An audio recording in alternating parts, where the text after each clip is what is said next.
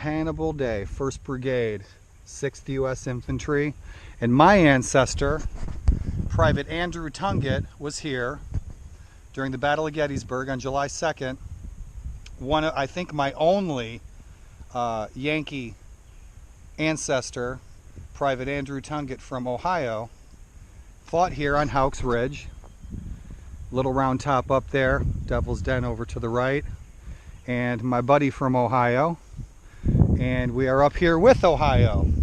And my ancestor Andrew Tunget, private with the 6th U.S. Infantry, fought in the Wheatfield, the infamous bloody Wheatfield, right through those trees, and we'll be riding past there.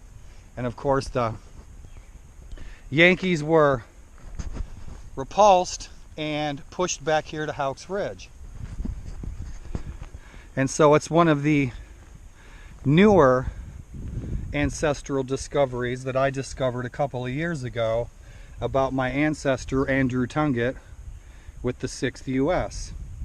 And it's pretty dang cool that he fought in the Wheatfield, of all legendary, horrible, infamous places. And so Andrew was here 156 years ago on Hauck's Ridge after the Battle of the Wheatfield, and the monument to the 6th U.S. Infantry. July 2nd, arrived in the morning and took position near the line of the 12th Corps. And thanks for joining me. Thanks for watching my silly videos.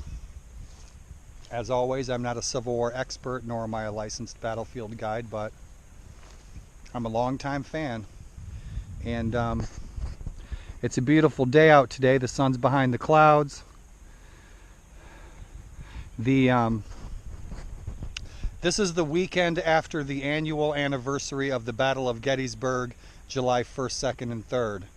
And so last weekend and this weekend are pretty busy weekends. But it's Sunday afternoon.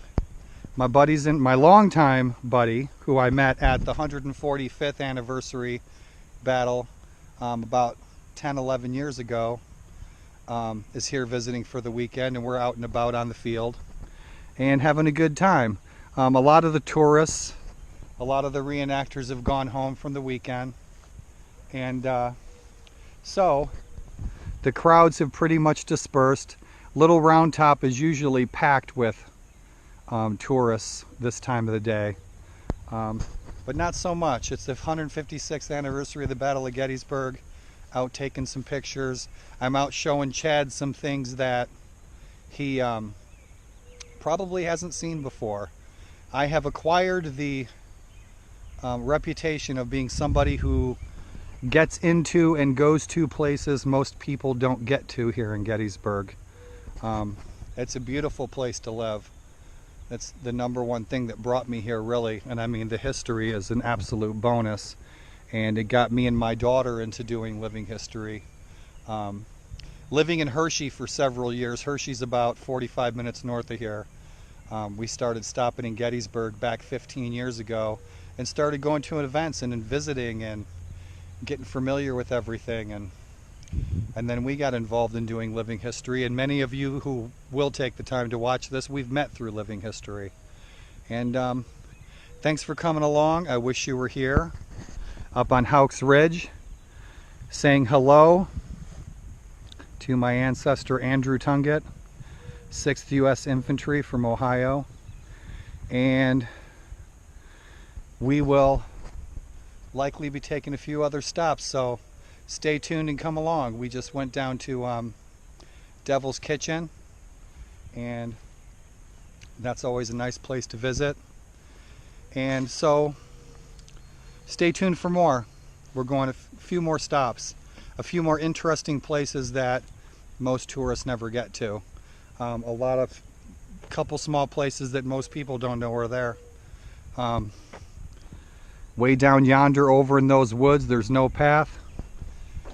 There's a monument about 40 feet tall down deep in the woods that most people don't know it's even there. But thanks for coming along. I hope you guys had a really good July 4th. And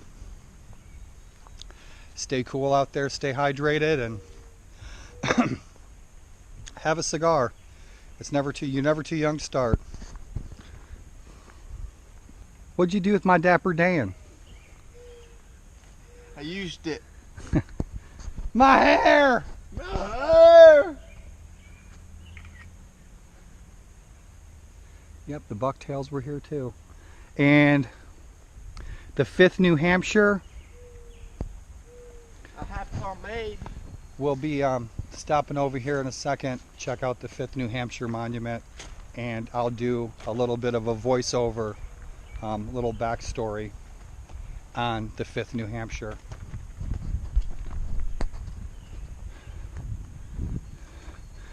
And if you're ever in Gettysburg, look me up. 5th New Hampshire, and on the other side of the Wheatfield is right through those trees. And the 5th New Hampshire is a really interesting story. Now, Colonel Cross was known to wear a red sash, a red bandana around his head or around his hat in battle. And if I don't have my story perfect, tough, look it up. You'll enjoy the story. It's a good story. But the 5th New Hampshire were engaged here through those trees in the Wheatfield, also with my ancestors' unit right up the lane here, right up in the woods on Hauck's Ridge. The 6th U.S. Infantry, the 5th New Hampshire, the 4th U.S. Infantry, several other units were engaged in the Battle of the Wheatfield. Colonel Cross, many of my Civil War friends already know the story, but for those of you who don't, and I'm doing pretty good today with MS, but on this day, Colonel Cross went into battle with his men, and he decided to wear a black bandana around his head that day. And when he was asked why he's wearing a black bandana, he said, "This will be the day that I die." And he did indeed die in the Battle of the Wheatfield. On July 2nd, 1863, as the 1st Division waited anxiously on Cemetery Ridge, Cross did something disturbingly different. Lieutenant Charles Hale served on Cross's staff. The colonel drew out from an inside pocket a large, new black silk handkerchief. Arranging it in folds, he quickly swathed his head with it in turban fashion, tying the two ends behind. About this time, General Hancock came riding up from the left. "Colonel Cross, this day will bring you a star," he said, in his measured, suave manner. But the colonel gravely replied, "No, sir. Today will be my last battle." He used the words in a grave, decided way, and it gave me a shock. And this is one of the more unique units, monuments, here on the battlefield. On this spot fell mortally wounded Edward E. Cross, Colonel, 5th New Hampshire Volunteers, commanding. And it is a very unique monument. Yep, we got a 3-leaf clover, just like mine.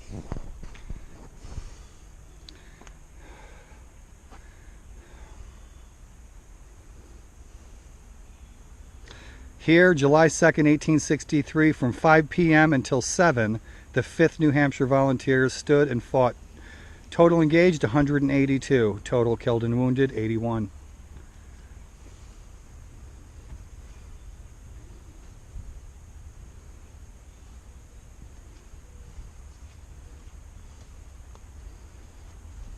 A lot of familiar names here. And so that is a brief, very short story of Colonel Cross and the 5th New Hampshire here between Hauck's Ridge and the Bloody Wheatfield. And we're going to take a ride now over by the Rose Farm, and going to take a short walk up to look for a very lost foundation and hearth of a home that was destroyed here in the Battle of Gettysburg, out in no man's land in the triangular field. A lot of people don't get there. A lot of people don't know it's there.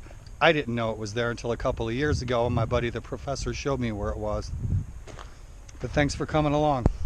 We were just discussing the 5th New Hampshire and the 6th U.S. Infantry, and where we just were in our video, we were up there behind those trees, and the engagements that the 4th U.S., the 6th U.S., the 5th New Hampshire were fighting in was here at the legendary and incredibly well-known and horrific Bloody Wheatfield. And this is the Bloody Wheatfield here in Gettysburg.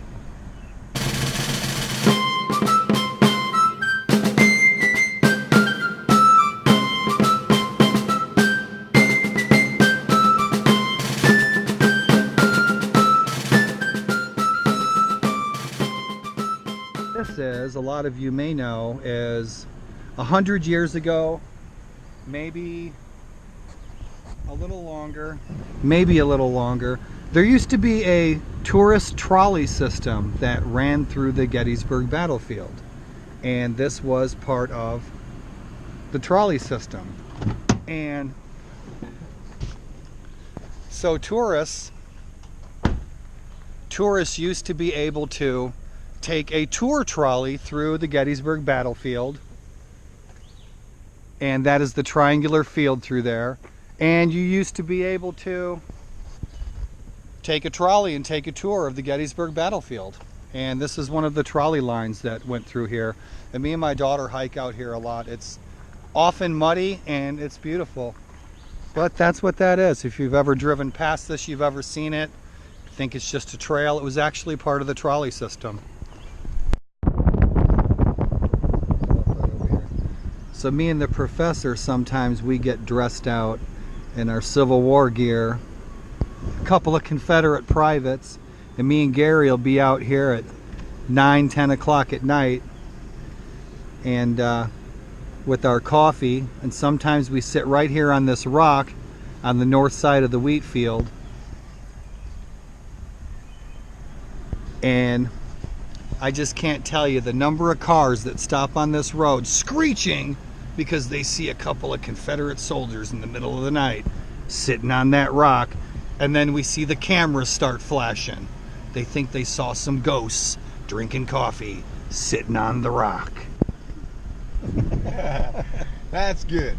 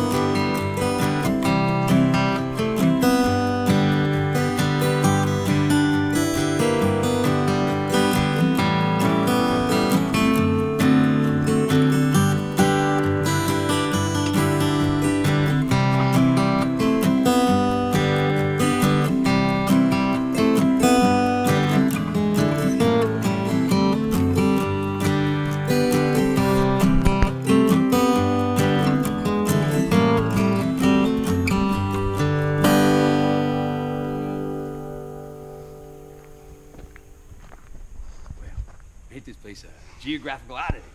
2 weeks from everywhere. Get off my damn house!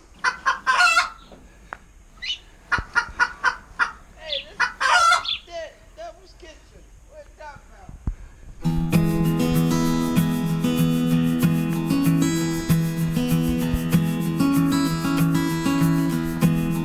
not search for the treasure.